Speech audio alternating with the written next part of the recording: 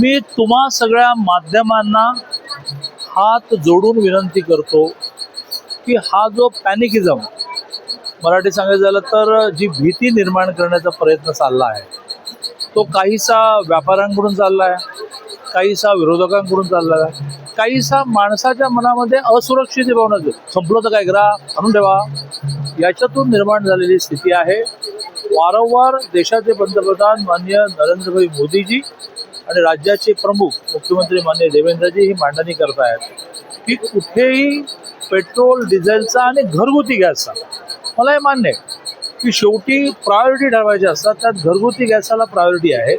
त्यामुळे कमर्शियल गॅसला कोटा ठरला, त्या कोट्यामध्ये जे धंदा करतील ते करतील का, तर ती सुरक्षित, म्हणजे जसं आपल्याकडे पाणी आहे तर आपण काय करतो, एप्रिल मे मध्ये जरा कमी सोडतो का, तर पाऊस लांबला तर काय करा.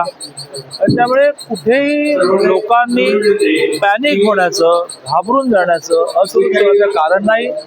सुरुवातीला जेवढ्या रांगा लागल्या तेवढ्या आता नाहीत, कारण लोकांना लक्षात आलं की नाही काही शॉर्टेज वगैरे नाही. त्यामुळे 4 किलोमीटर लांबा, 5 किलोमीटर 4 किलोमीटर लांब रांगा वगैरे असं काही झालं नाही. ते तुम्ही हा पॅनिकिझम निर्माण करू नका.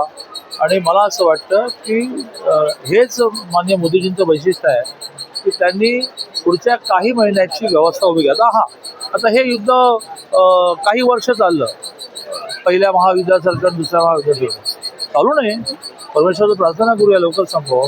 चाललं तर कोण कोणाला पुरलाय हो, पण हे युद्ध लवकर संपावं असं जगातल्या सगळ्या नेत्यांचं, मोदीजींसहित सगळ्यांचा प्रयत्न चालला आहे. त्यामुळे येथे काही महिने तरी पेट्रोल, डिझेल, गॅस याचा कुठलाही प्रॉब्लेम नाही.